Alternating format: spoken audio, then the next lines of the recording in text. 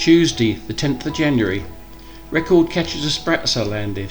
Boats are coming ashore laden with fish twice during the day. 817 bushels were landed this morning and 266 bushels landed this afternoon. There are 2,000 sprats to the bushel.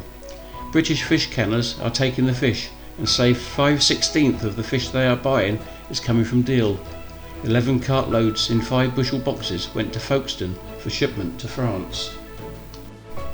Wednesday, the 18th of January. The Warmer lifeboat launched in response to flares sighted from the Goodwin Sands. Heavy seas were running in. The yacht Lee Hall was in difficulties with 8 men aboard. Everything on board that was burnable was used as signals for flares. The vessel had also caught fire, but was being kept under control by the crew. The yacht was refloated off the sands and on her own and was towed to Ramsgate by the lifeboat. The yacht's engine had broken down and her sails had blown away. The RNLI made extra awards to the lifeboat crew members of £1.18 and sixpence. Awards were also given to the 7 crew of a fishing boat that was standing by for 9 hours and aided towing the yacht off the sands. On Thursday the 25th of March, the Lowestoft fishing trawler Flagjack went ashore at Kingsdown during the night. August 1939 saw the Warmer lifeboat rescuing a Jewish refugee after he was wrecked on the Goodwin Sands while attempting to cross the channel in a small boat. Jock Kennedy rescued a swimmer who had clung to the stem of a boat driven by George Fouet as it was steaming out. Sunday the 21st of August, many barrels of flour were salvaged by boatmen. On Sunday the 11th of September 1939, war was declared on Germany and the first air raid warning went off during the night. The steamship Athenia was targeted.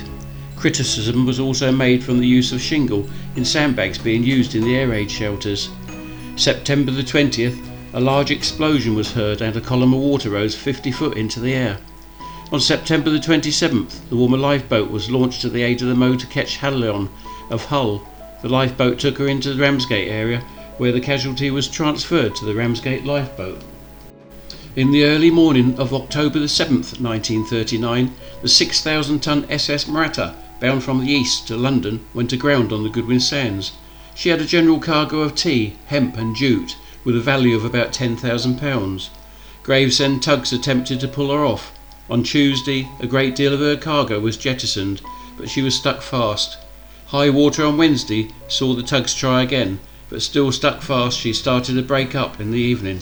From 8 a.m. Wednesday, the Lady Hague with Harry Meekins, Dave Pritchard and their crew stood by the vessel. By early afternoon there were signs of the ship straining, and at 4 p.m. there was a tremendous explosion when her boilers blew up. A massive volume of steam and water came out of her side and she started flooding. The Lady Hague and Tug Challenger went in as close as possible, while the Lady Hague took off the crew. Heavy seas were breaking around the ship and the crew had to climb down a swinging ladder hanging from the bluff of the bows. Tom Upton Skipjack took off a few of the crew, but the Lady Hague ferried 78 to the tug. The rescue was excitable, but there were no mishaps except Ben Bailey. He fell from the lifeboat but wasn't badly hurt. During one of the trips, the Lady Hague was nearly capsized by a huge sea. The ship's lifeboats were loaded with the crew's gear and were transferred to the tugs. Before the operation was completed, darkness fell, making it more hazardous. Dave Pritchard was injured when a case hit him in the head. A corner of the case split his shoulder blade and bruised his arm. He was brought ashore. During Thursday morning, Dill boatmen and many others salvaged chests of tea and bales of hemp as they were washed up along the shore. Large crowds gathered along the seafront and watched as the ship broke up. A school teacher in charge of a group of evacuee scholars gave an impromptu lecture on the tea. The first Maratha, a 4-masted steamer of the Brook line of Liverpool, went aground at 3:05 a.m. on Good Friday, the 9th of April 1909, and was totally wrecked. They found that the chief engineer Samuel Gisborne had committed suicide some hours before. Salvage operations went on throughout Easter. Thursday, September the 26th, 1939, the shattered wreck of a U-boat was found on the Goodwin Sands. There were no survivors, and more than 50 dead were taken off her. It was believed that she was wrecked earlier by a depth charge and drifted onto the Goodwin Sands. October the 29th, Ben Bailey was aboard the Warmer lifeboat again, and he assisted the steamer Manjoni of 4,000 tons and the American ship Cranford of 6,000 tons, which were in collision in the Channel. Nobody was injured. Friday, December the 8th, 1939, the French coastal steamer Dinard was believed to have struck a mine and was slowly sinking by the bows. She was drifting helplessly in heavy seas and was running towards the shore, narrowly missing the pierhead. She eventually went down just to the north of the pier. Motorboats put off to aid the rescue. One boat rescued 10 and on returning to the beach lost her stem chain. Some of the French crew she had rescued jumped over her side and helped to pull her up the beach, clear of the swells.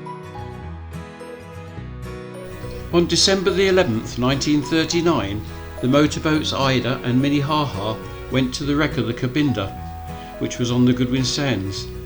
The Ida broke down on its way back, and the Minnehaha couldn't find her. A tug eventually found the Ida during the night, drifting off Kingsdown. The Cabinda, a South American ship, was aided by the warmer lifeboat on Friday, December the 14th. But the lifeboat returned to the shore on Saturday morning. They returned again to the Cabinda later on Saturday and took off 40 men. It was a total dark night. Another lifeboat took off the remainder of the crew.